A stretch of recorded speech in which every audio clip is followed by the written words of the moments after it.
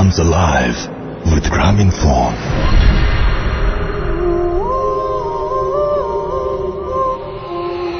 প্রতিবারের মতো আজকেও শুরু করতে চাই একটা ইমেইল দিয়ে, আশা করছি ভালো লাগবে। নমস্কার রাসেল ভাই, আমি সবসময় ভালোর দলে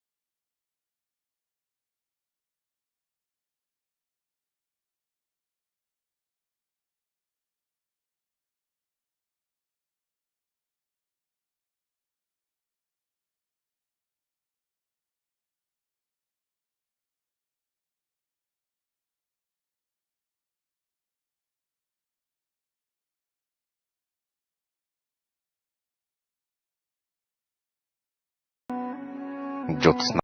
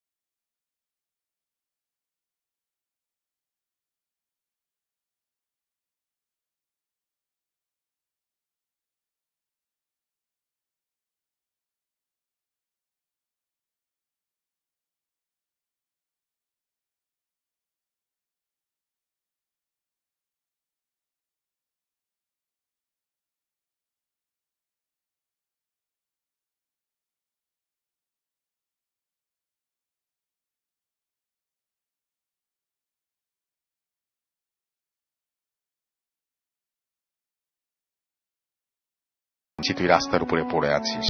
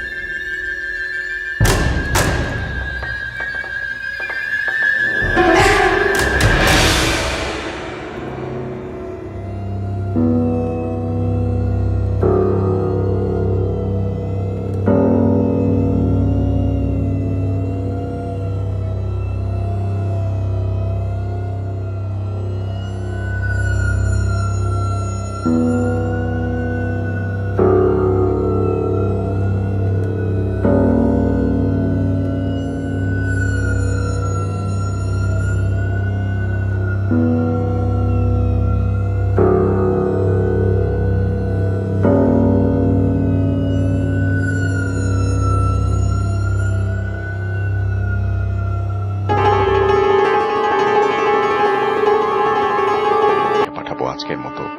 সবুজ বলছি, ওয়ালাইকুম আমি আসসালাম। মিরপুর থেকে এসেছি।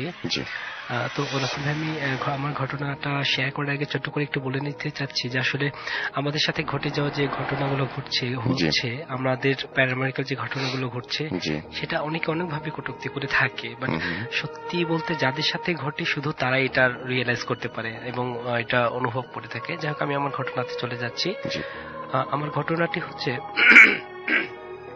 সরি, এটা আমার এক কলিগের কাছ থেকে আমি শেয়ার করেছি। এটা উনি আমার সাথে শেয়ার করেছেন, আফরিন আপু। এই ঘটনাটা ওনার সাথে ওনার খালামণির সাথে ঘটেছে। এটা সিঙ্গাপুরের ঘটনা। ওনার খালামণি সিঙ্গাপুরে একটা বাড়ি কিনে, ডুপ্লেক্স বিল্ডিং কিনে, সেখানের ঘটনাটা। তো এটা 2 বছর কি এরকম একটা সময় হবে। এই সময়টাতে এই এই এই এই ডিস্টেন্সে একটা ছিল। তো যাই হোক, ওই যে বাড়িটা উনি ক্রয় করে সেই বাড়িতে ভালোই সময় কাটাচ্ছিল। তো একটা সময় একদিন রাতে শুয়েছিল, শেষ রাতের দিকে উনি খালামণি নামাজ পড়তেন। তো মাঝরাতে অথবা শেষ রাতে এই সময়টাতে তো উনি রিয়েলাইজ করলেন, আমরা যখন ঘুমাই নর্মালি কিন্তু একটু শীত লাগলে আমরা একটা ব্ল্যাঙ্কেট অথবা কাঁথাই টাইপের কিছু একটা গায়ে দিয়ে জড়িয়ে আমরা শুয়ে থাকি। ঠিক উনিও একই রকম ভাবে শুয়েছিলেন। একটা সময় উনি অনুভব করতে লাগলেন যে কে যেন পায়ের দিক থেকে তার কাঁথাটা টানছে। হ্যাঁ, তো প্রথম দিকে ইগনোর করার চেষ্টা করলো। একটা সময় যখন কাপড় কাঁথাটা টান দিয়ে সরিয়ে ফেললেন তখন উনি সম্পূর্ণভাবে মানে অবচেতন, যখন ঘুমিয়েছিলেন তখন তো ঘুমন্ত অবস্থা, বাট যখন সরে গেল তখন উনি রিয়েলাইজ করলেন যে সামথিং অড কিছু ঘটেছে। এবং উনি যখন তাকালেন, তাকিয়ে যে বিষয়টা দেখলেন সেটা হচ্ছে মানে জানালার দিকে তার চোখ চলে গেল এবং সেখানটাতে দেখতে পারলেন যে লাল চোখ, মানে চোখের যে একটা অবয়ব দেখলেন, সেই অবয়বটা ছিল লাল চোখে এবং টাই পরা একটা ভদ্রলোক, সাদা কাপড় পরা একজন লোক দাঁড়িয়েছিল। জি জি জি, জানালায় ওইখানে দাঁড়িয়েছিল। তো উনি দেখে কোনো কথা না বলে জাস্ট ইগনোর করে উনি অপোজিটে শুয়ে পড়লেন আবার। তো সেম একই রকম ঘটনা উনি কারোর সাথে শেয়ার করলেন না। তো একদিন খালুজানও নামাজ পড়ছিলেন, ভোরে ফজর নামাজ যখন আদায় করছেন, শেষে যখন সালাম ফেরালেন, ঠিক যখন ডান দিকে সালাম ফেরালেন ঠিক তখন দেখলেন একই রকম ভাবে ওই রকম একটা অবয়ব তার দিকে আছে এবং তার দিকে একই রকম টাই পরা ছিল এবং তার দিকে রক্তচোখ করে তাকিয়েছিল একই রকম ভাবে। তো এই জিনিসটা মানে এটা তো আসলে পরে শেয়ার হয়েছে, তখনও খালাম্মাকে বলেনি ঘটনাটা। তো কোনো একটা পর্যায়ে উনি সিঙ্গাপুর থেকে যখন বাংলাদেশে আসলেন, এমন হয় না যে ফ্যামিলি সব মেম্বার গুলো একসাথে হলে নানান ধরনের গল্প হয় স্বাভাবিকভাবে। তো সেই এরকম ভাবে গল্প করতে গিয়ে যখন রাত গভীর হয়ে গেছে, এই ধরনের কথা যখন চলে আসে তখন বলছে যে আমাদের যে বাসাটা এরকম তো আমার সাথে ঘটেছে। তখন খালুজান শেয়ার করলেন যে আমার সাথে তো এরকম একটা কিছু ঘটেছে, উনি এরকম একটা দেখেছেন। তো ওই সময়টাতে ভাইয়া করলেন ওই বাসার অ্যাড্রেস লিখে গুগলে সার্চ দিলেন। গুগলে সার্চ দেওয়ার পরে যে ম্যাপটা আসলো সেটাতে উনি একটু সারপ্রাইজই হয়েছিলেন, কারণ ওনারা যখন বাসাটা ক্রয় করলেন তখন কিন্তু ওনারা জানতেন না যে বাসাটা এরকম একটা অবস্থা। তো সেই সময় উনি দেখলেন যে বিল্ডিং এর উপর একটা সাইনবোর্ড করা ছিল এবং ওই বাড়িটা একটা হন্টেড বাড়ি। আচ্ছা। এবং সেটা আর তারা আগে জানতেন না। এবং ওই যে ঘটনাটা বলেছে যে লাল টাই পরা, লাল মানে চোখের পরে এরকম, তো যে ওই বাসার যে মালিক ছিলেন, বেসিক্যালি ওই বাসার মালিক ওই বাসার ছাদে থেকে সুইসাইড করে, লাফ দিয়ে পড়ে মারা যায়। দেন তারপরে থেকেই আর কি ওই যে ঘটনা এবং ওই ভদ্রলোকের যে প্রোফাইল লিখলেন সেই ক্ষেত্রে দেখা গেল যে ওইটার সাথে মিল আছে। এই ছিল ঘটনা। Thank you so much. আপনার ঘটনার জন্য আপনাকে অনেক ধন্যবাদ এবং আশা করছি যে ঘটনাটা আপনাদের ভালো লেগেছে। আমি শুধু একটা কথা বলবো যে আপনি যদি হঠাৎ করেই আপনার ঘরের মধ্যে এরকম মানে থাকে না যে আমরা যে রেগুলার যে ঘটনাগুলো শুনি সেখানে সাদা কাপড় পরা মানুষ দেখতে পাই, তারপরে আমরা দেখতে পাই যে কেউ হয়তো মানে অবয়ব একটা ছায়ার মতো অবয়ব দাঁড়ায় আছে, কিন্তু একটা জলজ্যান্ত টাই পরা মানুষ যদি আপনি আপনার ঘরে দেখতে পান হঠাৎ করেই এবং আপনার ঘুম ভেঙে জেগে উঠে আপনি যদি এরকম কোন একটা ব্যাপার বুঝতে পারেন যে কেউ একজন আপনার সঙ্গে আছে এবং আপনার সঙ্গে এই মুহূর্তে অবস্থান করছে, তাহলে কেমন লাগবে আপনার? আমার মনে হয় বেশ ভয়ঙ্কর লাগার কথা এবং সেই ভয়ঙ্কর ব্যাপারটা মানে আপনারাও আপনার জীবনেও ঘটে থাকতে পারে এবং আপনি অবশ্যই সেটা শেয়ার করতে পারেন আমার সাথে। আপাতত আরো একটা ইমেইলে চলে যাব, সো আমাদের সঙ্গেই থাকুন। ওকে, গলার অবস্থা বেশ খারাপ। আচ্ছা, সেকেন্ড ইমেইলটা পড়ছি। প্রথমে আসসালামু আলাইকুম রাসেল ভাই, এবং দায়িত্ব দ্বিতীয় আমি ইমেলটা বাংলিশ ভাবে পাঠানোর জন্য সরি বলছি। আমি থাকি ঢাকার যাত্রাবাড়িতে।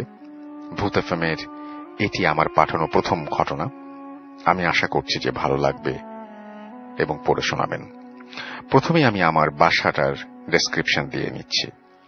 আমাদের বাড়ির একদম মেইন রোডের পাশে এবং আমি, আমার ভাই, আম্মু, পাপা আর আমার মেঝো চাচার ফ্যামিলি 3rd ফ্লোরে আমরা এই বাড়িটায় থাকি। আমাদের সবারই ইন্ডিভিজুয়াল রুম আছে, সো যে যার মতো করে থাকার জন্য নিজ রুমে আমরা থাকি এবং ইন্ডিভিজুয়াল রুম থাকার কারণে রাতে আমি আমার রুমেই ঘুমাই এবং একা ঘুমাই। আমরা আমাদের এই বাড়িতে আজ 9 বছর ধরে আছি, কিন্তু কখনোই আমি সেরকম কোনো কিছু নিজ চোখে দেখিনি। কিন্তু যাই হোক, আমার ভাইয়া প্রায়ই আমাকে আর আমার আম্মাকে বলতো যে রাতে কিছু একটা সে ফিল করে, like something is lying or sitting beside him. Or ও আরো বলতো যে রাতের বেলায় জানালার ওদিক থেকে মনে হয় যে কেউ ভেতরে আসছে বা বাইরে যাচ্ছে, মানে জানালা দিয়ে কেউ আসা যাওয়া করছে। বাট আমি আর আম্মু এগুলোকে অলওয়েজ হেসে উড়িয়ে দিতাম এবং বলতাম যে দেখো তোমার সাথে আবার আবার মানে বড়টা আছে কিনা, তোমার সাথে আবার বড়টা আছে কিনা। ওর সামটাইমস বলতাম যে ইটস জাস্ট ইউর হ্যালুসিনেশন। এসব কারণেই ভাইয়া অলওয়েজ ওর রুমে রাতের বেলায় ড্রেসিং টেবিলের আয়নাটা ঢেকে রাখতো, আর এটাও আর কেউ মানে সেটা মানে চাইলেও সেটা সরাতে দিত না। ব্যাপারটা আমাদের মানে কখনোই আমরা অতটা বেশি পাত্তা দিতাম না এই পুরো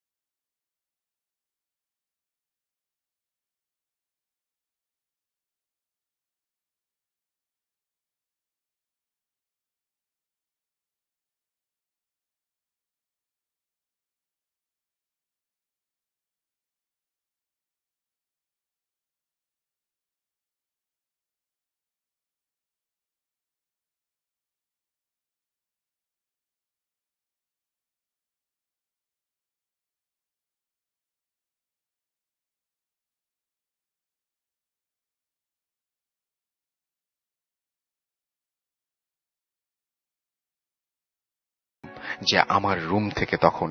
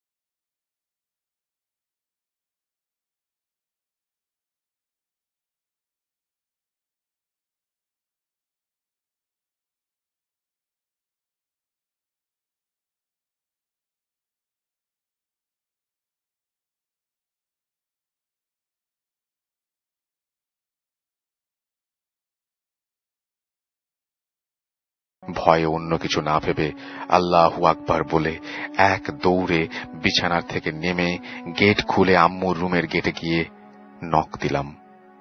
বেশ কয়েকবার নক করার পর ঘুম ঘুম চোখে আম্মু বলল, কিরে তুই এখানে এত রাতে? কিছু হয়নি তো? আম্মুর কথা শেষ হওয়ার আগেই কাঁপতে কাঁপতে গিয়ে আম্মুকে জড়িয়ে ধরে বলেছিলাম, মা ওই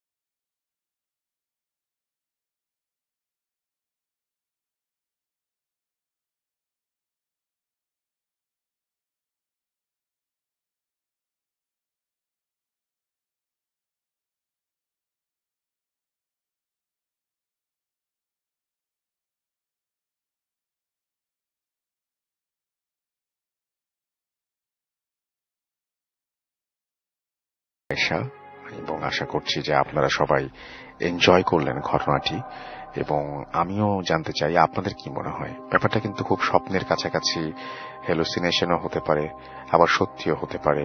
এবং এই যে অনেক মানুষ একটা ঘরের মধ্যে, এই ব্যাপারটা কোনো একটা সময় আমার সাথে ঘটেছিল। তো আমি জানি যে এই ফিলিংটা কি অদ্ভুত হয়। মানে আপনি একা বাসায় আছেন, কিন্তু আপনি বুঝতে পারছেন যে আপনার বাসায় অনেক মানুষ, এবং তারা হাঁটাহাঁটি করছে, ঘোরাঘুরি করছে, তারা খাওয়া দাওয়া করছে। আমি এর আগেও অনেকবার বলেছি আপনাদেরকে এই ব্যাপারটা। তো আমরা চলে যাব আমাদের দ্বিতীয় অতিথির কাছে এখন, এবং দ্বিতীয় অতিথিকে বলবো যে আপনার নামটা প্লিজ একটু বলবেন, তারপরে আপনার ঘটনায় চলে যাব আমরা। জি জামান, উত্তর থেকে আসছি। জি যে আপনারা আমাদের যে ডিয়াবাই নিয়ে ঘটনা, আমাদের ডিয়াবাইতে যে একটা নদী আছে, ঠিক আছে, সেটা সবাই হয়তো চেনে। ওটার নাম পুরাটা আমি বলতেছি না। তো আমরা একসময় আমরা অনেকগুলো ফ্রেন্ড ছিলাম, সবাই মিলে আড্ডা দিতাম। তারপর আমরা একদিন ওই ডিয়াবাই নদীতে গিয়েছিলাম গোসল করতে। তো গোসল করতে যাওয়ার সময় আমরা সবাই গেছি, 23 জন। আমরা মনে আছে আমার যে 23 জন গেছিলাম, এটা সম্ভবত 2007-এর ঘটনা। আচ্ছা। তারপর আমরা যখন গোসল করছিলাম, তখন আমরা ওইখানে দেখতে পেলাম যে পানিগুলো অনেক বাইরে বেরি করতেছে। তো বাইরে বেরি করে আমরা তো করতেছি না, যে আমরা ভাবতেছিলাম যে আমরা যেহেতু 23 জন পোলাপান, আমরা অনেক মানে দাপাদাপি করতেছি, তাই হয়তো পানিটা বাইরে যাচ্ছে। তো 2-1 মিনিট পর আমি করলাম যে আমার পায়ে বলেন যে আমার পায়ে কেউ মানে টান দিছে। তো আমি পানির নিচে চলে গেছি। তো টান দেওয়ার পর আমি খেয়াল করলাম, দেখলাম যে একটা মহিলা বসা আর 2টা লোক আমার পাও ধরছে। তো মহিলাটা আমি একদম মানে কানলি খেয়াল করেছি যে মহিলার সাদা কাপড় পরে একটা চেয়ারে বসে আছে, চেয়ারটা একদম ঝকঝক করছে। তো ওই 2টা লোক যখন আমার পায়ে ধরছে, তো আমি অনেক চেষ্টা করতেছিলাম। তো অনেক চেষ্টার পর আমি ছুটটা আমি একদম উপরে চলে আসছি। তারপর আমার একটা ফ্রেন্ড ও নিচে ডুব দিছে। তো ও ডুব দেওয়ার পর আমার ওই ফ্রেন্ডটাকে আর পাইনি। তো আমরা পাইনি, অনেক খোঁজাখুঁজি করেছি।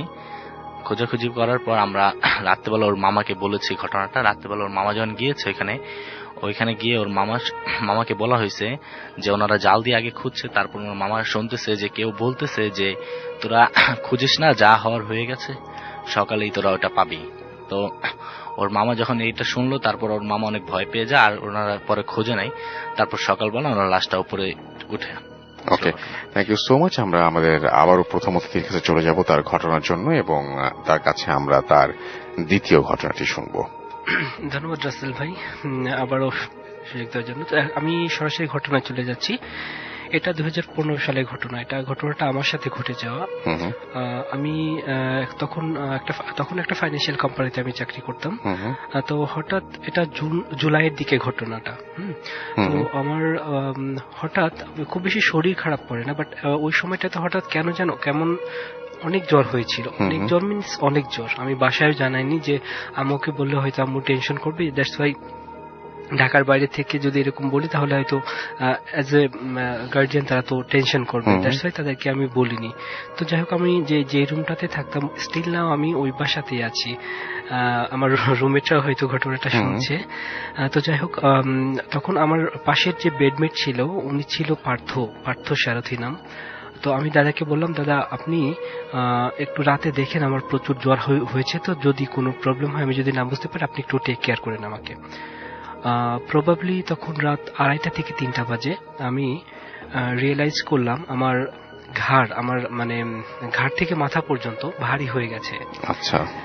আমি আগের একটা এপিসোডে বলেছিলাম যে এরকম আমার পিছনে ভারী হয়ে গিয়েছিল, সেটার মতনই ঘটনাটা। বাট আমার ঘাড় থেকে মাথা অবধি ভারী হয়ে গেছে। তো আমি ঘুমে প্রচুর জ্বর হয়েছে, সে ভাবলাম হয়তো জ্বর হয়েছে এই কারণেই আমার এরকম শরীরটা ভারী হয়ে গেছে, আমার এইখানে ভারী হয়েছে। কিন্তু যখন রিয়েলাইজ করলাম, ইভেন দেখলাম যে টোটাল হচ্ছে 3 জন। আমি যদি নাম উল্লেখ করি, একজনের নাম হচ্ছে ফয়সাল, আর ছোট্ট একটা মেয়ে এসেছিল, নাম হুমায়রা। বাট ওদের মুখ আমি দেখতে পাচ্ছিলাম না। বাট ওদের অবয়ব, ও যে আমার পাশে বসে আছে, হুমায়রা আমার ডান হাত ধরে টানাটানি করছিল, এবং 2 জন বসেছিল। তো হোয়াট এভার, ওরা হচ্ছে আমার সাথে সবকিছু শেয়ার করে, যে আমি কি করি না করি সবকিছু ওরা বলে দিচ্ছে। আমি এই জায়গায় কাজ করি, আমি এই কাজ করি, এখানে গিয়েছি, সেখানে গিয়েছি, সবকিছু ওরা আমার সাথে বলছে। তো আমি সবকিছু বললাম, হ্যাঁ ঠিক আছে। আমি ওই সময় চিন্তা করার চেষ্টা করলাম যে এটা কি অতিরিক্ত জ্বরের কারণে আমার হচ্ছে কিনা। কিন্তু আমি যখন আবারও দেখলাম যে ওই অবয়বগুলো বোঝা যাচ্ছে যে তারা 3 জন আছে, আমি স্পষ্ট বুঝতে পারছি তারা 3 জন আছে, বাট কারো মুখ আমি দেখতে পাচ্ছি না। তো ফয়সাল আমাকে বলছে যে তুমি আমার সাথে চলো, তুমি তো অনেক মিষ্টি, আমি পার্সোনালি মিষ্টি খেতে খুব পছন্দ করি। তো ও বলছে আমার আম্মু খুব ভালো মিষ্টি রান্না করে, তো আমাদের সাথে চলো তুমি, তোমাকে মিষ্টি খাওয়াবো। পরে আমি বলছি যে ভাইয়া আমি তো যেতে পারবো না, আমার তো শরীর প্রচুর খারাপ, ও খুব খারাপ, আমি মাথা তুলে দাঁড়াতে পারছি না। বিলিভ ইট অর নট ভাইয়া, ও আমার কপালে বললো যে তুমি দেখো এখন তোমার জ্বর আছে কিনা। তখন আমি আমার কপালে যখন ও হাতটা রাখলো, কপাল থেকে ঠিক আমার নাক পর্যন্ত ও হাতটা জাস্ট বুলিয়ে দিল, এবং বুঝলাম যে আমার ওইখান থেকে পর্যন্ত আমার কিছু একটা এসেছে। আচ্ছা। এবং সাথে সাথে আমার শরীর হালকা, প্লাস হচ্ছে আমার জ্বর চলে গেল। আমি জ্বরের কারণে আমি মাথা তুলে কথা বলতে পারছিলাম না, এরকম একটা হয়েছিল। ও আমার সাথে অনেক ধরনের কথা শেয়ার করতে লাগলো, ইভেন ওরা তিনজনই খুব, এবং হুমায়রা নামে যার কথা বললাম যে ওদের বোন ছিল হুমায়রা, ও বলছে যে চলো ভাই আমাদের সাথে চলো যাই। তো ওরা খুব রিকোয়েস্ট করছিল, এবং একটা সময় বললো যে তুমি ইন্টারমিডিয়েটে সেকেন্ড ইয়ারে আমি একটা গজলকে আমার ইউনিভার্সিটিতে ফার্স্ট হয়েছিলাম, ওই গজলটা তুমি বলো এবং সম্পূর্ণটা উর্দুতে বলবা। আমি তখন ওদেরকে বললাম আমি তো উর্দু জানি না, আমি কিভাবে বলবো। বিশ্বাস করেন ভাই আমি সেটা জানি না ওই মুহূর্তে কি হয়েছিল, আমি উর্দুতে সম্পূর্ণ গজলটা ওকে নিজেই বলে ফেললাম। আমি খুব মানে সারপ্রাইজড হলাম সকালে, আপনি সেটা বুঝতেও পারছেন, আপনার সেন্স ছিল, মানে আপনি বুঝতে পারছেন। আমি কথা বলছি তাদের সাথে, হুমায়রা আমার হাত ধরে টানছে, আমার হাত নড়ছে, আমি সেটা রিয়েলাইজ করেছি। পরে যখন ফাইনালি বললো যে তুমি যদি আমাদেরকে বিশ্বাস করতে না পারো জাস্ট তোমাকে নিয়ে যাবো এবং রেখে যাব। তো ওকে বলেছি যে ভাই আমি আসলে আমার আম্মুর পারমিশন ছাড়া কোথাও যাইনি, ইভেন যেখানেই যাই আমি আম্মুকে বলে যাই, অতএব আমি আম্মুকে যদি বলে উনি আমাকে পারমিশন দেন দেন আমি যাব। তো ওরা খুব রিকোয়েস্ট করার পরে পরবর্তীতে ওরা আমাকে নিতে পারেনি, ইভেন আমিও যাইনি। পরে বললো যে ওরা যাওয়ার আগে জাস্ট একটা কথা আমাকে বলে গেল যে কথাটা তুমি কারোর সাথে শেয়ার করো না। পরে আমি বলেছি যে আমি আমার মাকে বলবো। তো ওরা বলেছে ঠিক আছে তুমি শুধু মাকে বলবা। কিন্তু যখন সকাল হয়েছে আমার তো জ্বর নেই স্টিল না, ওই সময়ের পর থেকে আমার আর জ্বর আসেনি, ইভেন তারপরে জ্বর আসেনি। আমি সকালে আমার চাচাতো ভাই আছে, উনি হচ্ছে আমার আব্বুর চাচা ছেলে, ওই হিসাবে আমার এক চাচাতো ভাই।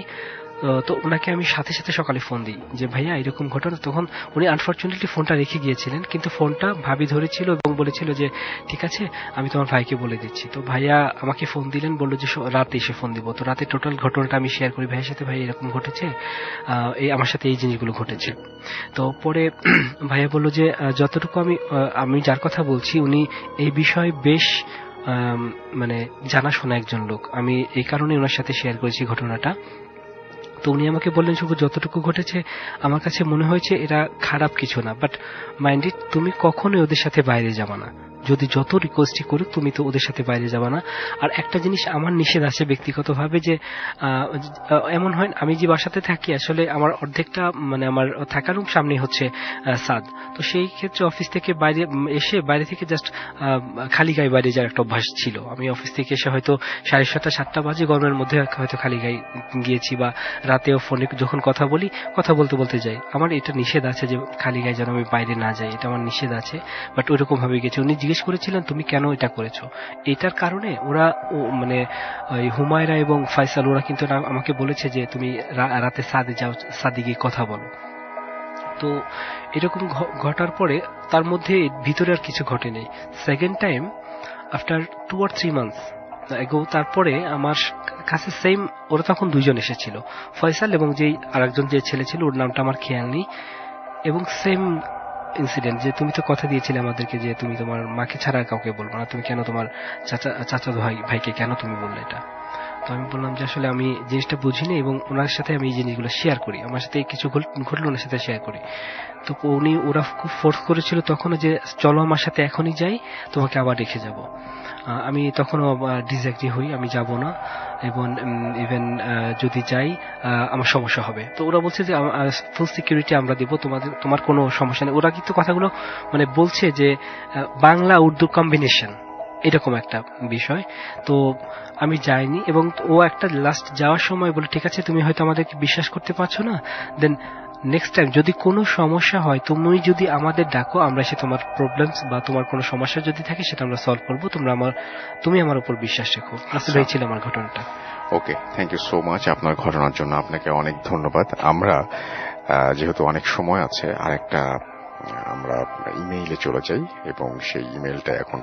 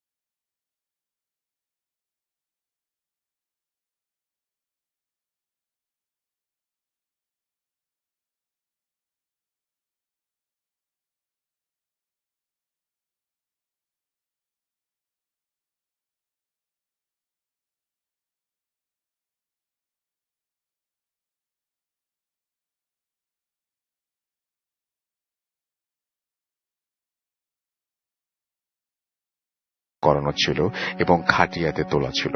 সুতরাং তিনি ঘটনাস্থলে যাওয়ার একটু পরেই লাশ কাঁধে তোলা হয়। তার সামনের অংশতে তিনি ধরেন। স্থানীয় শ্মশানঘাটটি মরাখালী নামে পরিচিত। সেখানে যেতে হলে ক্ষেতের মাঝখান দিয়ে হেঁটে যেতে হয়। সে সময় যে সময়টা কথা বলছি তখন বৃষ্টির সময় ছিল, ক্ষেতগুলো পানিতে ভরা ছিল, কোথাও হাঁটু পানি, কোথাও কোমর পানি। সেখান দিয়ে লাশ নিয়ে যাওয়ার দিনের বেলাতেই অনেক কষ্টসাধ্য ব্যাপার। রাতে ব্যাপারটা আরো কঠিন হয়ে পড়ল। চারিদিকে ঘুট অন্ধকার, হারিকেনের আলোয় কিছু দেখা যাচ্ছিল না। লাশ নিয়ে ওনাদের বেশ কষ্টই হচ্ছিল। আপনারা হয়তো জানেন যে হিন্দুদের লাশ বহন করার সময় উৎস ভঙ্গিতে হাসতো আর তাকে ডাকতো। এবার তার পরিবার তাকে নিয়ে এক স্থানীয় কবিরাজের শরণাপন্ন হন। কবিরাজ তাকে দেখে বললেন ওর খারাপ একটা শক্তির নজর পড়েছে, আর সেই খারাপ শক্তি বা আত্মাটি অনেক বেশি শক্তিশালী হওয়ায় তিনি সেই আত্মীয়টিকে সারাতে পারবেন না। কিন্তু তিনি অন্য একজন বড় কবিরাজের ঠিকানা দিয়ে দিলেন। সেই কবিরাজ অবশেষে তাকে সুস্থ করলেন। এখন তিনি ভালো আছেন। এই ছিল ঘটনা। Bhoot FM. The night comes alive with Graminphone.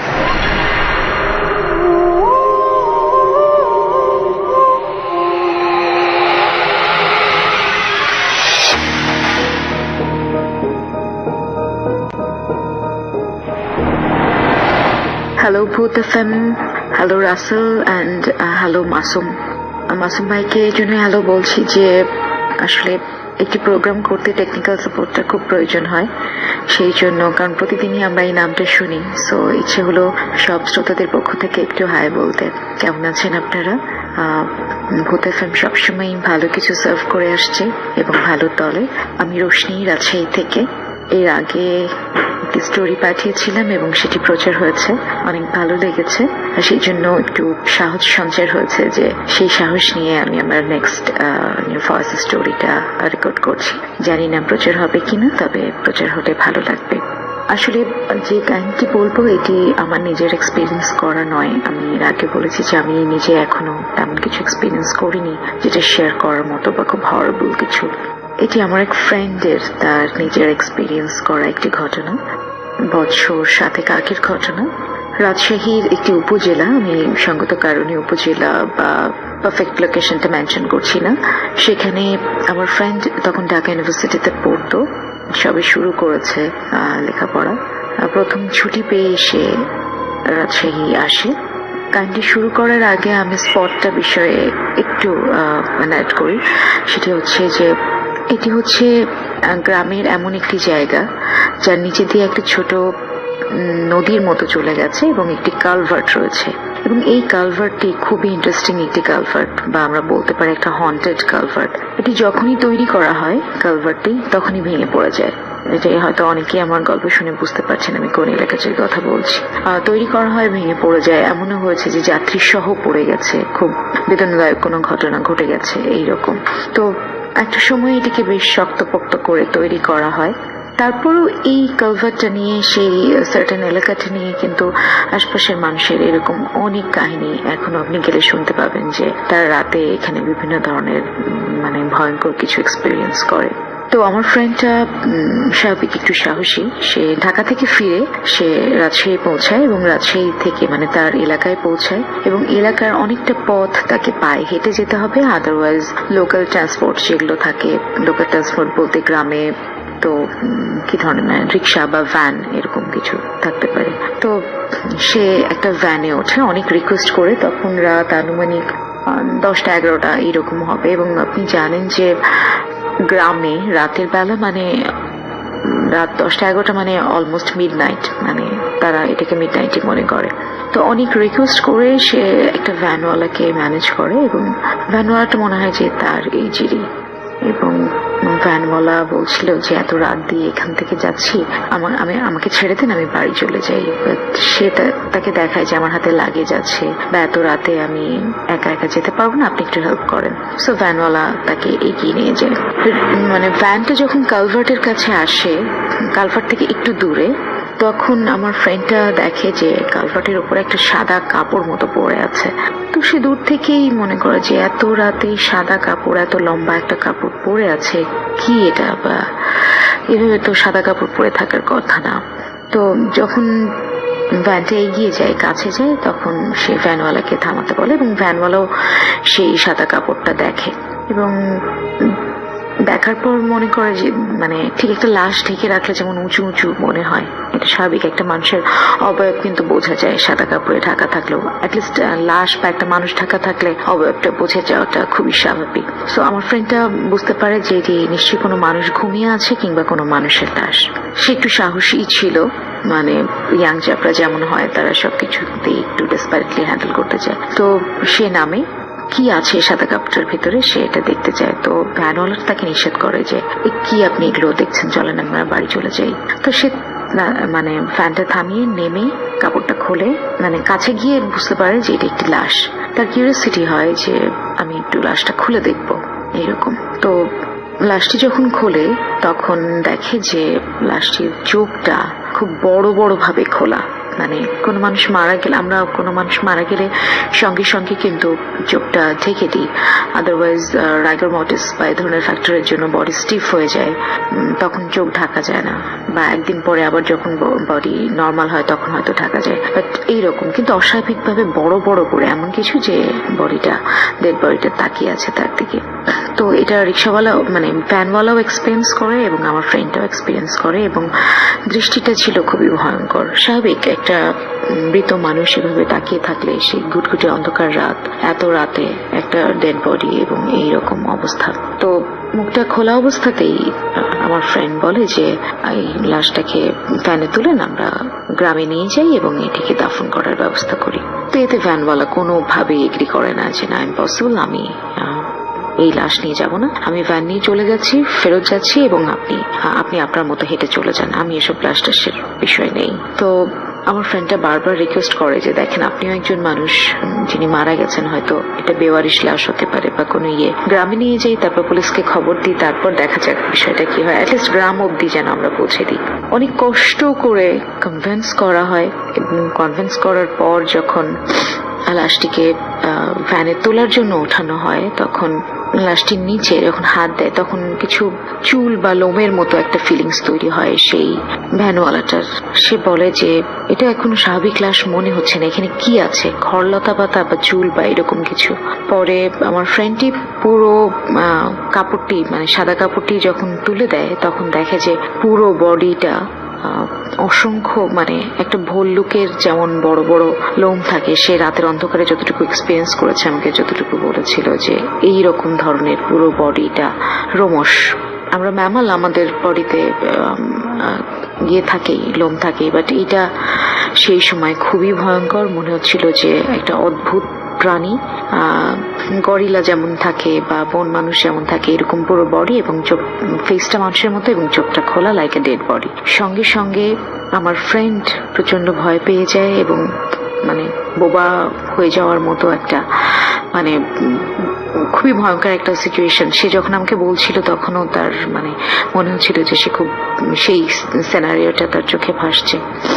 এবং ভ্যানওয়ালা যে সেও খুব কান্নাকাটি বা ভয়ঙ্কর একটা আকুতি শুরু করে দেয় যে আমি এখানে থাকবো না। এবং ভ্যানওয়ালা এবং আমার ফ্রেন্ডটা মানে ভ্যান ওখানে রেখেই তারা যে যার মতো লাগেজ নিয়ে কোনো রকম প্রাণে বেঁচে পালিয়ে আসা বা বাড়িতে আসা এরকম একটা কিছু হয়। তারা বাড়িতে ফিরে আসে। বাড়িতে ফিরে এসেই আমার বন্ধু সবাইকে এই ঘটনাটা বলে। সবাইকে এই ঘটনাটা বলার পর এবং মধ্যে আরেকটু বলে রাখি রাসেল, যে মধ্যপথে সে ভ্যানওয়ালাকে হারিয়ে ফেলে। তারা একসঙ্গেই দৌড় বা জোরে হাঁটা এরকম শুরু করেছিল, কিন্তু মধ্যপথেই সে ভ্যানওয়ালাকে হারিয়ে ফেলে। সবাই নিজের আতঙ্কে জীবন বাঁচানোর জন্য ছুটোছুটি করছিল তারা দুজনই। বাসায় এসে যখন এই ঘটনাটা বলে তখন আমার ফ্রেন্ডের বড় ভাই, তার বাবা বিষয়গুলো শোনে এবং সেই রাতেই তিনি আরো কজন লোকজন নিয়ে সেই লাশটি দেখার জন্য সেই কালভার্টের কাছে যায়। এই ঘটনা ঘটতে ঘটতে রাত আনুমানিক 3টা মতো বেজে গেছে। তারপরেও তারা সেই সময় হ্যাজাক লাইট, টর্চ যা যা লাগে সেগুলো নিয়ে তারা যায় এবং গিয়ে দেখে যে এখানে না কোনো সাদা কাপড় আছে, না কোনো ডেড বডি আছে, না কোনো এই ধরনের কোনো কিছুই আছে। জাস্ট একটা ভ্যান রাখা আছে, আর কোনো কিছুই নেই। আমার বন্ধু একেবারেই হয়ে যায়। সে বলে যে কি বানোয়ার গল্প বললা বা কি এরকম। এবং সেদিন রাতে আমার ফ্রেন্ডটার মারাত্মক জ্বর আসে। সে বাসায় যে কোনো রকম খাওয়া দাওয়া না করেই ঘুমিয়ে পড়ে। সকালে উঠে ওঠার পর তার আরো একটা বাজে অভিজ্ঞতা হয়। সেটা হচ্ছে যে সেই কালভার্টের নিচ থেকে একটা লাশ পাওয়া যায়, থকথকে কাদায় জড়ানো একটা লাশ পাওয়া যায়, বেওয়ারিশ লাশ। এবং যখন সে এটা বলে তখন সে বলে আমি তো বলেছিলাম যে একটা লাশ ছিল। পরে যখন সে যায় সেই লাশটা দেখতে, তখন দেখে যে সেই লাশটা হচ্ছে সেই ভ্যানওয়ালার। খুবই অদ্ভুত একটা ঘটনা। ও যখন এটি বলে যে এই তো সেই ভ্যানওয়ালা, কেউ বিশ্বাস করে না। সামহাও সেখানে ভ্যানের কোনো অ্যাক্সিডেন্ট ঘটেছিল, ভ্যানওয়ালা সেখানে পড়ে যায় বা এই ধরনের কিছু ঘটেছিল কিনা আজও এটি প্রশ্নবিদ্ধ হয়ে গেছে। কেনই বা রাতে সে এত রাতে ভ্যানওয়ালাকে পেয়েছিল, ভ্যানওয়ালা সেই কালভার্টের পথ দিয়ে নিয়ে গেছিল, সেই ডেড বডিটা কেনই বা তাদের চোখে পড়েছিল, আর কেনই বা এতগুলো ঘটনা। পরবর্তীতে সে এই জানাজায় আর যায় না, সে বাসায় থাকে। কয়েকদিন সে অসুস্থ থাকে, জ্বরে ভোগে, কিন্তু এখনো সে মাঝে মধ্যে সেই কালভার্টটার পথ দিয়ে যায়, হয়তো রাতের বেলা না দিনের বেলা যায়, এবং সেই ঘটনাটা তার রিকল হয় বারবার। এবং এটি তার মনে রাখার মতো একটি ঘটনা যেটি সে কখনোই ভুলবে না। রাসেল, আমি জানি না আসলে ঘটনাটি প্রচার উপযোগী কিনা বা কতটা বিশ্বাসযোগ্য। আসলে যার এক্সপিরিয়েন্স শেয়ার করে এখানে, আমিও আমার এক ফ্রেন্ডের এক্সপিরিয়েন্স শেয়ার করলাম। যদি ভালো লাগে প্রচার করবেন।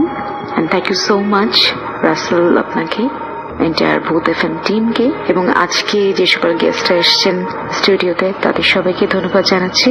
এবং যারা ভূত এফএম নিয়মিত শোনেন, যারা শ্রোতা রয়েছেন ভূত এফএম, তাদের সবাইকে ধন্যবাদ জানাচ্ছি আমাকে শোনার জন্য। ভালো থাকবেন, অনেক অনেক বেস্ট অফ লাক। তবে তার আগে আমি চলে যাব আমাদের আরো একবার প্রথম অতিথির কাছে, এবং আপনার আরো একটা ঘটনা আমরা শুনবো আপনার কাছে, এবং আমি আপনার আরেকটা ঘটনা শুনতে চাই। চলুন শুনে আসি আরো একটি ঘটনা। ধন্যবাদ রাসেল ভাই, আমি সবুজ বলছি। তো আমি ঘটনার সরাসরি চলে যাচ্ছি। এই ঘটনাটা ঘটে আসলে আমার ছোট খালুর সাথে। আমার ছোট খালু, উনি মানিকগঞ্জ থাকেন, দেবেন্দ্র কলেজে উনি পড়াশোনা করতেন। ঘটনাটা 1982 সালের। সরি। তো বাসা থেকে কলেজটা একটু দূরে থাকার কারণে ওনারা হোস্টেলে থাকতেন। কলেজ হোস্টেল ছিল, সেটা ছিল দোতলা বিল্ডিং এর। তো কলেজে ছিলেন 4-5 দিনের একটা ছুটির কারণে কলেজ থেকে সব স্টুডেন্টরা স্বাভাবিকভাবেই লম্বা কোনো ছুটি পেলে বাড়িতে চলে যায়। তো সামহাও ওই তার রুমমেট যারা ছিল 4-5 জন বাড়ি চলে গিয়েছেন, এবং ওই সময় ওনারা 2 জন ছিলেন ওই হোস্টেলে। 2 জন হোস্টেলে থাকার সময় ওনারা যেইখানটাতে ছিলেন সেইখানটার পাশেই ফ্রেশ রুম ছিল, এবং ওই জায়গাটাতে তার পাশেই ওনারা 4-5 জন থাকতেন। তো হোয়াট এভার, যখন সবাই চলে যায়, ওনারা দুজন রাতে গল্প করছেন, তখন রাত প্রবাবলি 11টা to 11:30 এরকম আমাকে ইনফর্ম করেছে, জানিয়েছেন উনি। তো আমি 11টা to 11:30 যখন বাজে, তখন ওনারা গল্প করছেন, দুজনেই ছিলেন, আর কেউ ছিল না। তো ওই সময় হালকা বৃষ্টি হচ্ছিল এবং বাতাসও বইছিল। তো কান্নার একটা আওয়াজ দূর থেকে আসছিল, ওনারা সেটা মানে অনুভব, এটা যখন বলেছে তখন আমাদেরকে বললো যে তখন পরে ওটা বুঝতে পারলো তার কান্নার আওয়াজ। তো তারা গল্প করছে, আস্তে আস্তে কান্নার আওয়াজটা আরো কাছে থেকে শোনা যাচ্ছে, এবং বুঝতে পারলো যে কেউ কান্না করছে। তো কান্না করছে সেই শব্দটা শুনতে পেয়ে ওনারা যে পাশটা থেকে কান্নার আওয়াজটা আসছে, সেটা হচ্ছে তার পেছনের দিক থেকে, বিল্ডিং এর পেছনের দিক থেকে কান্নার আওয়াজটা আসছে। কিন্তু ওইদিকে ওনারা যখন জানালাটা খুললেন, জানালাটা খুলে দেখে কোনো কান্না, যখনই জানালাটা ওপেন করছে তখন আর কান্নার কোনো আওয়াজ নেই। তো জানালাটা বন্ধ করে যখন ওনারা আবার ব্যাক করছে, ঠিক তখন আবার কান্নার আওয়াজ। এবং স্বাভাবিকভাবে আমরা যে কান্নার শব্দটা শুনতে পাই বা কান্না হয়, কান্নার আওয়াজ হয়, ওই সময়টাতে ওই রকম কোনো আওয়াজ আসছিল না, বিকৃত কিছু শব্দ আসছিল। এবং যখনই ওনারা সেটা ওই পিছনের দিকে জানলাটা ওপেন করেছে, তখনই বন্ধ হয়ে গিয়েছে। তো একটা সময় তখন তো তাদের যে এসতে ছিল সবাই ভয় পেয়ে গিয়েছিল, এবং তার পরবর্তীতে রাতটা কেটে যাওয়ার পরে পার্শ্ববর্তী বাজারে গিয়ে জিজ্ঞেস করলেন যে এরকম ঘটনা হয়েছিল, কি অবস্থা এখানে, কেমন কি। তো উনি শুনতে পেলেন 1971 সালে যে পাখানাদার বাহিনী নানাভাবে, নানা টর্চারে, আমরা এটা জানি যে পাখানাদার বাহিনীর এগুলো নির্মমভাবে মানুষ হত্যা করেছে, যেই দিক থেকে কান্নার আওয়াজটা এসছে ঠিক ওইখানটাতে এরকম ভাবে হত্যাযোগ্য হয়েছিল। এটা ছিল রাসেল ভাই। আমরা চলে যাই আমাদের পরবর্তী অতিথির কাছে। আপনার নামটা বলে আপনার ঘটনা প্লিজ একটু শোনাবেন। আমি মনিরুজ্জামান। আসলে ভাই, আমি যাত্রাবাড়ি একটা ঘটনা বলতেছি। আমি ওইখানে যখন থাকতাম, ঘটনাটা হলো আমি ওইখানে একটা কোম্পানিতে জব করতাম। জব করার সময় আমার যে মালিক ছিল, উনি মানে কারণবশত একটা মেয়েকে উনি মানে রেপ করছিল। তো এই মেয়েটা ওইখানে ফাঁসি দিয়ে মারা যায় ওই অফিসটার ভিতরে। তো ওই অফিসটার ভিতরে 7 মাস বন্ধ ছিল অফিসটা, তো সেটা আমরা জানতাম না। আমি আর আমার একটা ছোট ভাই নাম শামীম, আমরা দুইজন এখানে জব নিয়েছিলাম। তো আমি দিনের বেলা করতাম আর ও রাত্রে বেলা, আমি রাত্রে করতাম, ও দিনের বেলা করতাম। আমরা দুইজনই ছিলাম, আর কেউ ছিল না অফিসটায়। আমি রাত্রেবেলা থাকতাম, আমার পাশে একটা মেয়ে অফিস রুম ছিল, রুমটায় একটা মেয়ে থাকতো। তো ওই মেয়েটার সাথে আমার অনেক আন্ডারস্ট্যান্ডিং ছিল। তো ওই মেয়েটা আমাকে এই ঘটনাটা বলে এইভাবে যে তুমি যেখানে জব করো, তোমার এখানে তো রাত্রেবেলা তুমি যখন না থাকো শুক্রবার, তখন তো একা একাই মেশিন চলে। তো আমি এটা আমি ওর কাছ থেকে পুরোটা শুনি। তারপর শুনে আমি বুঝলাম যে এটা না, এখানে ওই মেয়েটা, যে মেয়েটা ফাঁসি নিয়ে মারা যায়, উনি এই সমস্যাটা করে। তারপর আমি আমার মালিককে অনেক চাপ দিলাম যে মালিক বস, এখানে তো এইভাবে জব করা যাবে না, আমি রাত্রেবেলা ডিউটি করতে পারবো না। তো উনি বললো যে যাই হোক তুমি ভিতরে থাকবা, তোমার ভিতরে কোনো সমস্যা হবে না, সমস্যা যা হোক বাইরে ফেস করবা, ঠিক আছে, কিন্তু তোমার ভিতরে কোনো সমস্যা হবে না। তো আমরা ইয়ে করলাম। তো একদিন ওই মেয়েটা কারণবশত বাড়ি যায়। তো বাড়ি গেলে আমি একদিন দেখতেছি যে ওই পাশে ওই মেয়েটাই, সেম মেয়েটা বসে আছে। বসে বসে আমাকে বলতেছে যে মনির, তুমি যে এখানে কাজ করো, তুমি কি জানো যে এখানে ঘটনাটা? তো আমি ওনাকে বললাম, বাড়ি চলে যাওয়ার পরে আপনি দেখতে পাচ্ছেন সেই মেয়েটাকে, এবং সেই মেয়েটার সাথে আপনার কিছু কথা হয়। তারপরে ওই মেয়েটা আমাকে জিজ্ঞেস করলো যে মনি, তুমি যে এখানে জব করো, তুমি কি জানো যে এখানে কি হয়? আমি ওনাকে বললাম যে আমি তো এত কিছু জানি না, আমি শুধু শুনেছি যে এখানে কেউ মারা গেছে। তুমি যদি এটা শুনো তাহলে তুমি অনেক ভয় পাবা। তো আমি বলতে চাচ্ছি না যে বলতে। তো উনি আমাকে, তারপরে আমি ওনাকে প্যারাপ্যারি করাতে উনি আমাকে ঘটনাটা বলে। তো বলে যে তুমি দেখবা যে এখানে আমার অফিসের যে জানলাটা ছিল, একদম জানলাটা থেকে যাত্রাবাড়ি যে ফ্লাওয়ারটা আছে, ফ্লাওয়ারটা সেম টু সেম ফ্লাওয়ার দেখা যায়, একদম এইভাবে জানলা দিয়ে ফ্লাওয়ারটা দেখা যায়। তো ওই ফ্লাওয়ারটা দেখা যাওয়ার কারণে উনি বলতো যে তুমি একদিন খেয়াল করবা ফ্লাওয়ারে। তো আমি একদিন খেয়াল করি যে ওইখান থেকে আমি দেখতেছি যে একটা মেয়ে ওই জানলায়, আপনারা হয়তো জানেন যে যাতে ফ্লাওয়ারে মানে যে ব্রিজ যে আসার সময় যে মানে সিঙ্গেল দেওয়া আছে যে এদিক যায়, এই রাস্তাটা এদিক গেছে, এই রাস্তাটা, আপনারা যদি কেউ ফ্লাওয়ার উপরে উঠে থাকেন, তো আমরা দেখতেছিলাম যে ওই জায়গায় একটা মেয়ে বসে আছে, বসে বসে আমার অফিসের দিকে সেম তাকায় আছে। তো আমি ওইটা নিয়ে অনেক মানে করি নাই, কিন্তু আমি ভাবছিলাম যে এত রাত্রে মেয়ে, তারপর আর ওই মেয়েটা তারপর দেখলাম যে ও মানে একটা রশি নিয়ে ওইখান থেকে ঝুলে যায়। কয় তুমি মানে ওই মেয়েটা আমাকে এটা আপনি আপনার নিজের চোখে দেখেন, তারপরে কি হলো? তারপর আমি একদিন মানে খেয়াল করতেছি যে ওই মেয়েটা ওইখান থেকে ঝুলে। তারপর 4-5 দিন পর আমি দেখেছি একদম সেম আমার অফিসের মানে হালকা হয়তো 2-3 হাত ডিস্টেন্স দূরে একটা মানে বাসার জানলা আছে, দেখছি ওই মেয়েটা ওইখানে ফাঁসি দিয়ে চলছে। তো আমি ওইটা দেখে আর ইয়ে করতে পারিনি। তারপর আমি অফিস থেকে দৌড় দিয়ে চলে যাই আমার রুমটা ছিল অফিসের বাহিরেই। তো আমি দৌড় দিয়ে চলে যাই। তারপর আমি আমার মালিককে বলি ঘটনাটা। মালিক বলে যে এখন কি করবা, একটু ফেস করে থাকো। তারপর আমি ওইখানে ছিলাম না, তারপর আমি এখান থেকে মানে যেভাবে হোক পলায় চলে আসছি। ওকে, থ্যাংক ইউ সো মাচ, আপনাকে অনেক ধন্যবাদ আপনার ঘটনার জন্য। Bhoot FM. The night comes alive with Graminphone.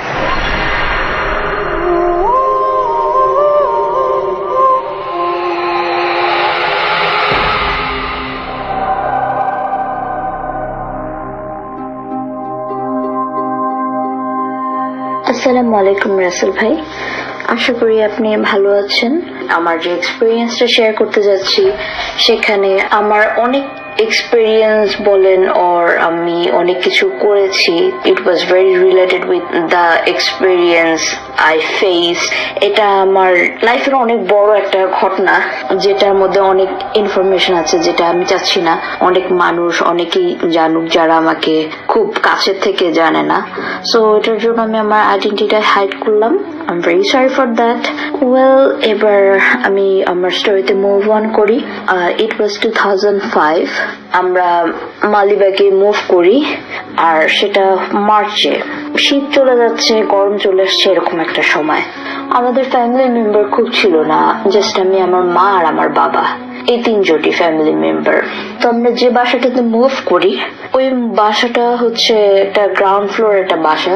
Ground floor বাসা হওয়াতেও বাসাটা ভেরি ওয়েল ভেন্টিলেটেড ছিল এন্ড লাইটিং এর ব্যবস্থা অনেক ভালো ছিল। নেভার শোড যেটা it could be a haunted house. So আমরা বাসাটাতে মুভ করি। লোকেশনটা একটু ডিসক্রাইব করি বিকজ ইটস ভেরি ইম্পর্টেন্ট লোকেশনটা জানা, কারণ এটা কিছুটা relate with my experience. So বাসার লোকেশনটা ছিল completely edge of the Malibag DIT road and Malibag Bazar road. বাসাটা ছিল একদম 2টা রোডের মাঝখানে। সো এখান থেকে হচ্ছে এমন একটা বাউন্ডারি যে বাউন্ডারি দিয়ে অন্য কোনো ওয়ে নাই বের হওয়ার। সো কমপ্লিটলি একটা কর্নারে একটা এজে এরকম একটা জায়গাতে ছিল। বাসাটার পাশে একটা গ্রাউন্ড ফ্লোর বাসা ছিল এন্ড আরেকটা সাইডে ছিল একটা হিউজ গার্মেন্টস। তো ওইখান থেকে যাওয়া আসা করার একটাই ওয়ে ছিল ওই বাসা থেকে বের হওয়ার, আর ওই ওয়েটা ছিল হচ্ছে মালিবাগ শাহী মসজিদের ওইখান থেকে বের হওয়ার যে জায়গাটা সেটাই। তো এবার আমি আমাদের বাসাটার ইনসাইডটা একটু ডিসক্রাইব করি। বাসাটা ছিল 2টা ইউনিটের, আর আরেকটা ইউনিট ছিল বাড়িওয়ালাদের। বাড়িওয়ালাদের এন্ট্রান্স ছিল ডিফারেন্ট সাইডে, আই মিন একই রাস্তা দিয়ে যেতে হয়, বাট আমাদের ব্যাক সাইডটাতে ছিল হচ্ছে ভাড়াটিয়াদের জন্য। সেটা হচ্ছে বাড়িওয়ালাদের মেইন গেটটা ক্রস করে, এন্ট্রান্সটা ক্রস করে দেন আমাদের একদম চিপা গলি দিয়ে শেষ মাথায় যে ভাড়াটিয়াদের যাওয়া আসার ওয়েটা ছিল। তো এরকম একটা বাসা ছিল, 2টা ইউনিটের বাসা, খুবই ছিমছাম বাসা, কোনো সমস্যা নাই, খুবই nice and very very warm বাসাটা। তো আমাদের যে পাশে নেইবার ছিল তাদের নাম আমি না বলি, তো তারাও ছিল খুবই স্মল একটা ফ্যামিলি, জাস্ট ভাই বোন মা বাবা এই কয়জনই। আমরা অনেক হ্যাপি ছিলাম বাসাটাতে। সো হোয়াট হ্যাপেন, আমরা বাসাটাতে মুভ করার জাস্ট 1 উইকের মধ্যে ঘটনা শুরু হয়। তো ঘটনাটা শুরু হয় আমাকে দিয়ে। আমি রাত্রিবেলা এরকম বসে গান শুনছিলাম আফটার মাই স্টাডি। আমি গান শুনছি, হঠাৎ করে আমি জানলা দিয়ে, আমাদের জানলার গ্লাসটা একটু বর্ণনা দিই। ওই কিছু গ্লাস আছে যে গ্লাসটা জাস্ট অনলি ব্লার করা থাকে, কাচেরই গ্লাস, ওইটা কমপ্লিটলি ব্লার করা থাকে। জাস্ট ওইখান থেকে কেউ মানুষ অথবা কেউ কোনো কিছুর যদি ছায়া থাকে then you can completely understand যে এটা একটা মানুষের ছায়া, এটা একটা গাছের ছায়া, but you just can not see. আর লাইট ওইখান থেকে ভালোই আসে। তো লাইট পোস্টের আলো থেকে লাইট আসছে, আমি বসে গান শুনছি। হঠাৎ করে আমি আমার জানলার সামনে একটা গলি ছিল ছোট, ওই গলির মধ্যে একটা ঝপঝপ করে শব্দ শুনলাম, যে কি জানি একটা ঝপঝপ করে যাচ্ছে। তা আমি তাকানোর পরে নোটিস করলাম যে একটা মনে হচ্ছে একটা হিউজ সাইজের হিউম্যান ফিগার, বাট উপরের সাইডটা, মাথার উপরের সাইডটা কমপ্লিটলি একদম খেজুর গাছ বলেন আর নারিকেল ছোট গাছ বলেন ওইরকম নারিকেল গাছের মতো পাতার মতো, খেজুর গাছের পাতার মতো এরকম ছড়ানো। এটা আমার কাছে খুব উইয়ার্ড লাগে। এই জিনিসটা না পাস করলো, আর সাথে সাউন্ড হচ্ছিল ঝপঝপ। এই জিনিসটা যে পাস করছে, ঠিক সেই মোমেন্টে আমার কম্পিউটারের যে প্লাগটা ছিল সেটা স্পার্ক করা শুরু করে। স্পার্ক করতে করতে ওটাও পাস করায় না, আমার কম্পিউটার প্লাগটা ব্লাস্ট হয়ে আমার কম্পিউটারটা বন্ধ হয়ে যায়। তো আমি জিনিসটা নিয়ে খুব অবাক হয়ে গেলাম যে এটা কেন হলো। দ্যাট টাইম আমি আদার্স অনেক লিসেনার্সদের মতো জিন ভূতে কখনো বিশ্বাসও করতাম না, এই হন্টেড জিনিস আমার বিশ্বাস ছিল না, বিলিভ করতাম না, দেখার অনেক ইচ্ছা ছিল। সো আমি এটা একবারের জন্য চিন্তা করি নাই যে এটা কোনো হন্টেড কিছু হতে পারে। আমি এটা জাস্ট কমপ্লিটলি থিঙ্ক করি মেবি এটা কোনো চোর হতে পারে, বিকজ এখানে চোর ডাকাত অনেক যাওয়া আসা করে। তো এটাই আমি ধরে নিই। পরে আমি শুয়ে পড়ি, আর আমি আমার মাকে পরের দিন সকালবেলা জানাই যে there is something happen, কালকে রাত্রে এরকম একটা কে জানি এরকম হাঁটাহাঁটি করছে আমাদের বাসার জানালার সামনে দিয়ে। দেন মাই মম সাইড যে মেবি এটা চোর হবে, বিকজ উই জাস্ট কেম, আর ওরা একটু দেখতে চাচ্ছে যে আমাদের কাছে কিছু আছে নাকি। নেক্সট টাইম থেকে তুমি তোমার রুম লক করবা না, বিকজ মালিবাগে অনেক চোরের জায়গা। অ্যাজ শি সাইড আমি রুম লক করতাম না, আমি আমার রুমের দরজা খুলে ঘুমায় পড়তাম। But every morning she use to come back in my room, আর আমাকে একটা জিনিস নিয়ে সে চিল্লাচিল্লি করতো। আই মিন আমার মাম খালি আমাকে বলতো তোমার রুমের দরজা লক করে কেন ঘুমাও তুমি। দেন আমি এই জিনিসটা কখনোই আনতে পারিনি আমার মাথায় দ্যাট টাইমে যে আমি রুমের তো দরজা লক করি নাই, দরজা লক হয়ে যায় কিভাবে। সো সামটাইমস আই থট, আমি আমাকে নিজেকে রেশনালাইজ করি, আমাকে রিজন দিতে থাকি লজিক্যালি যে মেবি আমি ঘুমের মধ্যে ওয়াশরুমে গিয়েছি, আমার জাস্ট এটা মনে নেই, এটার জন্য আমি রুমটা লক করে ঘুমায় পড়ছি। এভাবে করে বেশ কিছুদিন যায়। এর মধ্যে একটা ঘটনা ঘটে, সেটা হচ্ছে আমাদের নেইবারের মেয়েটার সাথে। তখন মেয়েটা ক্লাস 5-এ পড়তো। সো ওর মা বাইরে ছিল, জব করছিল, ওর বাবাও ছিল না বাসায়, ওর ভাইও চলে গেছে কোচিং এ। তো ও হঠাৎ করে দেখে স্কুল থেকে আসছে ওদের ঘরে একটা বিশাল বড় বিড়াল, হুইচ ইজ যেটা কোনো রেগুলার ক্যাটের সাইজে হয় না, একটা বিশাল বড় একটা বিড়াল আসছে ওর দিকে, ভাবে ম্যাও করে চিৎকার করে গড়গড় করে তাকাচ্ছে। ও এতখানি ভয় পায় যে ও কোনো মতে চাবি টাবি দিয়ে বাসার খুলে, বাসার লক টক না করে দিয়ে ও দৌড় দিয়ে চলে যায় বাসা থেকে বের হয়ে। ইভেন দো আমাদেরকেও ও কখনো নক করে নেই দ্যাট টাইমে। ও চলে যায় একটা ওষুধের ফার্মাসির কাছে যায়। ওখানে ফার্মাসিতে একটা আঙ্কেল ছিল, তাকে বলে তার মার সাথে কথা বলতে চায়। তখন মোবাইল এত ইজি ছিল না। ও ওইখানে লোকটার ফোন থেকে কল করে ওর মাকে ফোন করে বলে যে আমি অনেক ভয় পেয়েছি, তুমি বাসায় আসো। ওর মাম অফিস থেকে ছুটি নিয়ে চলে আসে। চলে আসার পরে দেখে ওর প্রচন্ড জ্বর, ওর প্রচন্ড শরীর খারাপ। দেন ওরা একটা হুজুরের কাছে যায়, হুজুর পরে ঝাড়ফু করে। Then she was fine. But এখন নতুন কাহিনী শুরু হলো। এভরি নাইট আমরা ছাদের উপরে ডিটেক্ট করতাম সামবডি ইজ ওয়াকিং। ওইখানে একটা খুব শক্ত টাইপের জুতা পরে হাঁটাহাঁটি করতেছে। এন্ড এটা আমরা দুইটা ফ্যামিলি শুনতাম, আমি আমার মাও শুনতাম, এমনকি ওদের পুরো হোল ফ্যামিলিও শুনতো এই জিনিসটা যে এরকম হাঁটাহাঁটি করে। বাট সবচেয়ে উইয়ার্ড থিং সেটা হচ্ছে আমাদের বাবারা কোন কিছু মানে নোটিস করতে পারতো না, খালি আমরা বাচ্চারা আর মারাই খালি নোটিস করতাম যে এই জিনিসগুলো হচ্ছে। দেন আমরা এই জিনিসটা শেয়ার করি ইচ আদারের সাথে, এরকম কি আপনারা কি শব্দ পান যে ছাদে কেউ হাঁটে? তখন বলে হ্যাঁ আমরাও শব্দ পাই যে ছাদে কেউ হাঁটে। তো আমার মা আর আন্টি মনে করে যে মেবি এটাতে কোনো মালিবাগের ছেলেরা আসে, এসে ছাদের মধ্যে মেবি ড্রাগস নেয়, এটার জন্য এরকম হাঁটাহাঁটি করে, এইসবেরই শব্দ। দারোয়ানকে দিয়ে যে সময় জিজ্ঞেস করে, দারোয়ান বলে না ছাদে তো কোনো মানুষ আসে না। তখন আমাদের মা আর আমার ওই আন্টির মধ্যে খটকাও লাগে যে তাহলে মানে ছাদের মধ্যে মানুষ আসে না, তাহলে হাঁটাহাঁটি করে কে, আমরা তো শব্দ পাই। আর দারোয়ান এই জিনিসটা কমপ্লিটলি বলে দেয় যে দেখেন যেটাই হোক আপনারা কিন্তু ছাদে কখনো যাবেন না, আমরা ছাদ কখনো খুলি না, আমরা ছাদে কাউকে অ্যালাউ করি না। গেল সেই ঘটনা। এই ঘটনা যেতে না যেতে 1 মান্থ যায় না, বাসাতে ওঠার পরে ঠিক আমাদের বাসার সামনে একটা মার্ডার হয়। আমি ছিলাম না মার্ডার স্পটে, আমি সেদিন ছিলাম আমার নানার বাসায়। আমার মা বাসায় ঢোকার আগে যে সময় আসে বাসার কাছে, তখন দেখে মার্ডার হওয়ার লাশটা পড়ে আছে আর ওখানে কতগুলা পুলিশ। পরে আমাদের আন্টি দরজা খুলে, নেভার আন্টি আর দারোয়ান দরজা খুলতেছিল না, নেভার আন্টি দরজা খুলে আম্মুকে ঘরে নিয়ে যায়। নিয়ে যাওয়ার পরে জানা যায় যে এখানে একটা মার্ডার হয়েছে। তারপর থেকে আম্মু আর আন্টি বাসা খুঁজতে থাকে যে না, এই বাসা আর থাকা যাবে না, এখানে মার্ডার হয়েছে। এই বাসা they never thought of any haunted thing. ওরা চিন্তা করে এখানে মার্ডার হয়েছে, এখানে আরো অকারেন্স করতে পারে, আমাদের বাচ্চা মেয়ে আছে, এদের সাথে কিছু একটা ঘটলে সমস্যা, এটার জন্য ওরা বাসা খোঁজা শুরু করে দেয়। দেন একটা বাসার সাথে ওদের কথা হয়, আমার মা আর আন্টির কথা হয়। ওরা আমার মা আর আন্টি দুজন 2টা ফ্ল্যাট নিবে ওই বাসাতে।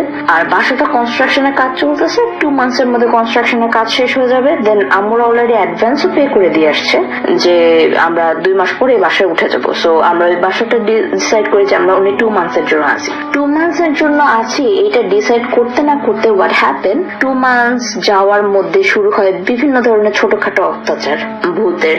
Like middle of the night কে এসে জানি 2টা করে কলিং বেল টিপে, 2টা করে বেল দিয়ে চলে যায়, এরকম যন্ত্রণা শুরু হয়। তারপর আমি একদিন হঠাৎ ড্রিমে দেখি যে আমাকে এরকম একটা মেয়ে এসে বলছে যে তুমি এখান থেকে চলে যাও। তো আমি বলছি যে কেন যাব, কোথায় যাব, তুমি কে? দেন শি ওয়াজ সেইং যে আমি এখানেই থাকি। দেন আই ওয়াজ আস্কিং তুমি এখানেই থাকো, তা এখানে তো আমি থাকি। দেন শি ওয়াজ সেইং যে তোমার যে বেড, এই বেডটার নিচে আমার কবর। I was so freaking scared, আমার বেডের নিচে মেয়েটার কবর মানে। দেন শি সেড যে এটা একটা অনেক বড় বাগান ছিল, আম বাগান ছিল, আমাকে এখানে মেরে দাফন করে দিয়ে চলে গেছে, তোমার বেডের নিচে আমার কবর, ওরা তোমাদেরকে যেতে দিবে না, ওরা তোমাদেরকে মেরে ফেলবে, তোমরা এখান থেকে চলে যাও। দেন আই ওয়াজ আস্কিং ওরা কে? Then she just screamed and she just got vanished. আমি ঘুমের থেকে উঠে যাই, it was so weird for me. Then আমি আমার মার সাথে যে ব্যাপারটা শেয়ার করি যে মা আমি এরকম একটা স্বপ্ন দেখেছি। তো আমার মা এই স্বপ্নটা দেখার পরে তখন বলে যে যদি এ বাসার কবর থাকে তাহলে এই বাসা আসলে সমস্যা আছে, যখন স্বপ্ন এই ধরনের দেখেছো তাহলে তুমি রুমটা চেঞ্জ করে ফেলো, তুমি আমার আর তোমার বাবার রুমে শিফট হও, আর তোমার বাবা একা শুবে তোমার ঘরে, তুমি রাতে বেলা ওই ঘরে আর থাকবা না। তো এখানে আমি একটা জিনিস স্কিপ করে গিয়েছি। সো এই জিনিসটা দেখার আগে আমি আরেকদিন একটা স্বপ্ন দেখেছিলাম যে এটা বিফোর ফজর, আমি ঘুমিয়েছিলাম। তো হঠাৎ করে আমি দেখি যে আমার যে রুম, তখন আমার রুম চেঞ্জ হয়নি, এটা স্কিপ করে গিয়েছি, সেই ঘটনাটা বলছি যে আমার রুমের দরজাটা হঠাৎ করে নড়ছে, অনেক জোরে জোরে শব্দ হচ্ছে, জিনিসটা নড়ছে, বাড়ি খাচ্ছে। দেন আমার দরজাটা খুলে গেল। খুলে যাওয়ার পরে আমি দেখি যে একটা ফিগার, এন্ড এটা হোয়াইট একটা ফিগার, মানে মনে হচ্ছে একটা হোয়াইট কালারের কাপড় পরে আছে, এটা চোখ নাক মুখ কিছু দেখতে পাচ্ছি না। জিনিসটা আমার কমপ্লিটলি বেডের উপর দিয়ে জাস্ট ফ্লোট করে ভেসে ভেসে চলে যাচ্ছে, এন্ড ওই জিনিসটা মুভ করলো, সাথে সাথে আমার দরজাটা বন্ধ হয়ে গেল। এইরকম একটা জিনিস দেখি। Then I woke up and I thought like it was a dream. Then when I saw that next dream, এই মেয়েটার ড্রিমটা দেখার পরে I figure out like maybe কিছু একটা আমার দরজাটা এভরি নাইট বন্ধ করে দিয়ে চলে যায়, আর সকালবেলা আমার মা ডিসকভার করে যে আমি রুম লক করে ঘুমায় আছি। তো এটার জন্য স্পেশালি আমরা রুমটা চেঞ্জ করে ফেলি। এর মধ্যে আমি আরো কিছু ইনফরমেশন দিব এখন। সো ইনফরমেশনটা হচ্ছে এরকম, আমি একটা সিডি কিনি। আমি দ্যাট টাইমে আমি খুব ডিফারেন্ট টাইপের মিউজিক শুনতাম, তো আমি অ্যাকচুয়ালি জানতাম না হোয়াট ইজ গথিক রক। তো আমি যে এরকম মৌচাক মার্কেটে একটা দোকানে আজ করি গথিক রক এরকম কোন ব্যান্ডের কি সিডি আছে আপনাদের? দেন ওরা আমাকে একটা সিডি দেয়, সিডিটার নাম ছিল শ্যাডো অফ ডুম। সরি বয় ব্যান্ডটার নাম ছিল, সিডিটার নামও ছিল শ্যাডো অফ ডুম। তো শ্যাডো অফ ডুমের আমি সিডিটা নেওয়ার পরে মানে আমি যে সময় এটা নিয়ে আসছিলাম তখনই জানি আমি একটু আনইউজুয়াল, কেমন জানি একটু মানে বাটারফ্লাই ইন স্টমাক এরকম কিছু একটা ফিল করছিলাম। তো নিয়ে আসার পর আমি মানে জিনিসটা তো কেয়ারও করি নাই, আমি মিউজিক ছাড়ি, মিউজিকটা শুনতে থাকি। তো তখন আমি শুনতেছিলাম স্পিকারে। তো স্পিকারে যখন আমি মিউজিকটা শুনতেছিলাম দেন আমি খুব ডিফারেন্ট ফিল করছিলাম। I wasn't feeling nausea and আমার মনে হচ্ছিল স্টমাক মধ্যে বাটারফ্লাই আছে, ইটস লাইক খুবই ডিসকাস্টিং একটা ফিলিংস। তো আমি ওইখান থেকে বন্ধ করে, স্পিকার থেকে বন্ধ করে হেডফোনে দিয়ে আমি রিলিকটা ভালো মতো শোনার ট্রাই করি।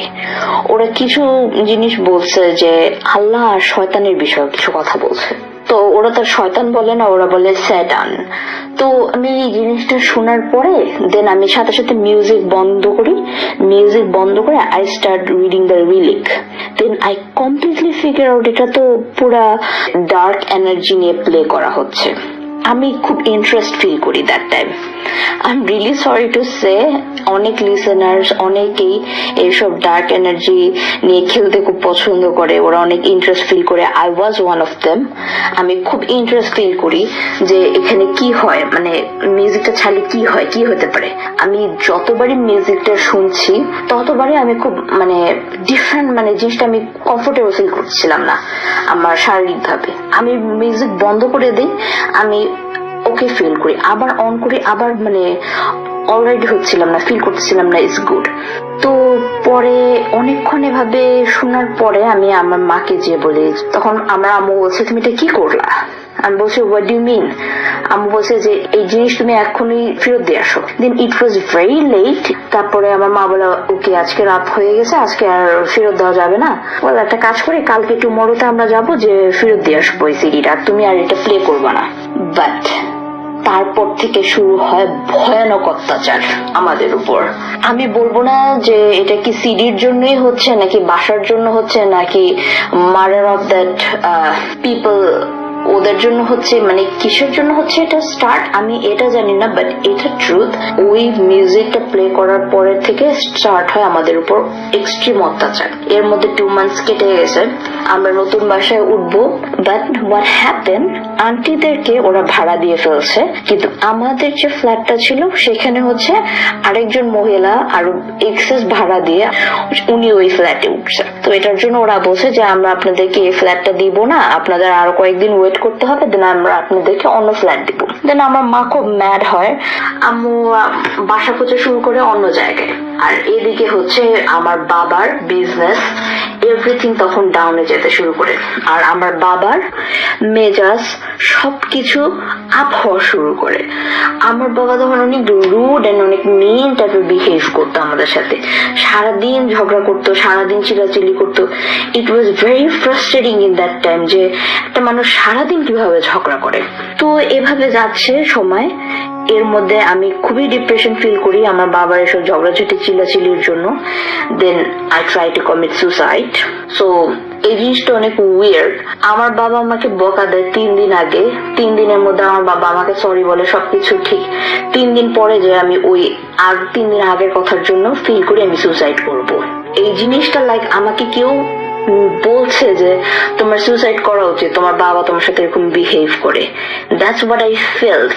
কিন্তু মানে এটা কোনো লজিক্যাল কোনো অ্যান্সার আমি কখনোই খুঁজে পাইনি। তো I was just feeling like আমার সুসাইড করা উচিত। Then I took lots of medicines.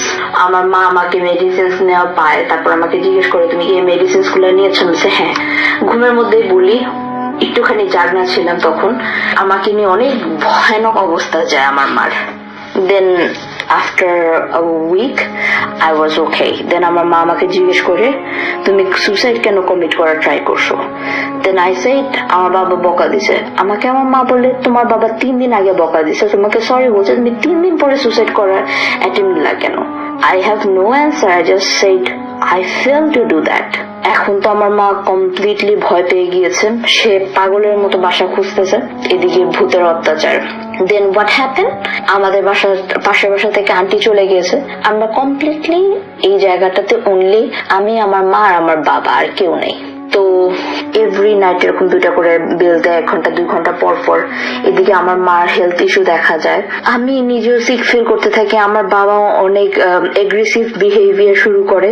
সবকিছু মিলে it was very very very scary time. So what happen, আমার মা একটা টাইমে বিরক্ত হয়ে যায়, আমাদের দারোয়ানকে জিজ্ঞেস করে যে আজকে আপনাকে বলতেই হবে এখানে কে হাঁটাহাঁটি করে, কে বিল দেয়, আপনাকে বলতেই হবে। And she was very mad. তখন আমাদের দারোয়ান বলে উপরে একজন লোক হাঁটে। আমি একদিন দেখতে গেছিলাম, আমাদের দারোয়ানটা 5 ওয়াক্ত নামাজ পড়তো, বয়স্ক ছিল সে বাসার দারোয়ানটা। সে উপরে একজন লোক হাঁটাহাঁটি করে, আমি একদিন দেখতে গেছিলাম। আমাকে বলছে এদিকে আর আসবি না, তুই নামাজ পড়িস, তুই নামাজ পড়, তুই নিচে থাক, উপরে যেন কেউ না আসে আর তোকেও যেন কখনো উপরে না দেখি। After my mom heard this, my mom was very scared. আমার মা তো তখন আরো ভয়ে বাসা খুঁজতে থাকি যে এটা আমরা কোথায় চলে আসলাম। The funniest thing, আমরা যতগুলা বাসা খুঁজি, আমরা যাই, আমাদের পুরো ফ্যামিলি সহ ডাকে, ইন্টারভিউ নেয়, তারপরে সবকিছু ঠিক, আমরা অ্যাডভান্স দিতে যাবো, দ্যাট মোমেন্টে বলে না আপনাদেরকে বাসা ভাড়া দেওয়া যাবে না, আমরা চাচ্ছি না আপনাদেরকে বাসা ভাড়া দিতে।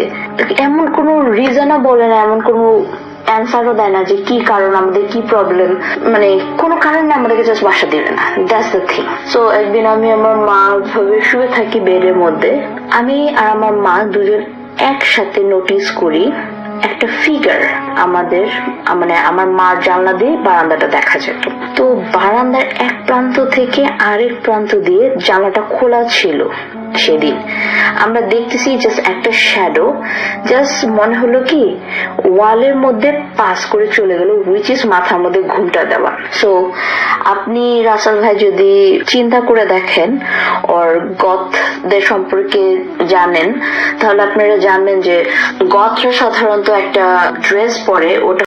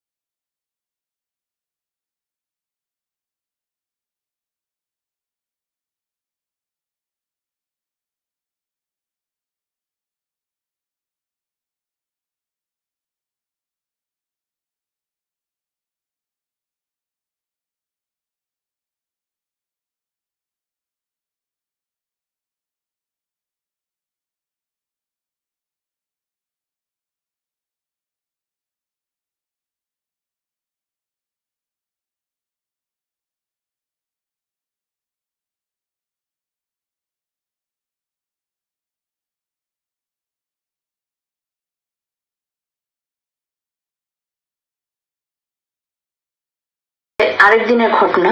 আমার মা কাউচে ঘুমাতে থাকে, তো আমার মা ফিল করে যে কাউচের মধ্যে আমার মা মশারিটা নেয় ঘুমাতো, ফিল করে যে কেউ একজন ওর আমার বাবা মশারির সামনে থেকে তার মুখের কাছে এসে ঝুঁকে আমার মাকে কি জানি ফিস ফিস করে বলতেছে। আমি কিন্তু জাগ না দ্যাট টাইমে। সে লাফ দিয়ে উঠে চিৎকার করে বলে কি তোমার বাবা আসছে কেন ঘরের মধ্যে, আর কি বলে আমাকে।